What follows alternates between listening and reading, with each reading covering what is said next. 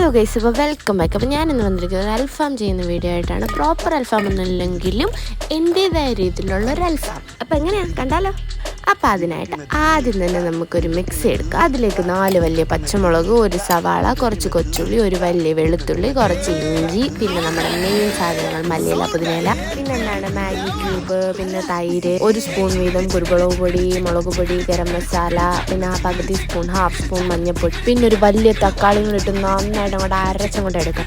അരച്ചെടുത്തതിന് ശേഷം ഒരു പാത്രത്തിലേക്ക് അത് ഒഴിച്ചിട്ട് അതിലേക്ക് ആവശ്യത്തിന് ഉപ്പും ഒരു നാരങ്ങ നീരും കൂടെ ചേർത്ത് റെസ്റ്റ് ചെയ്യാനായിട്ട് വെക്കാം.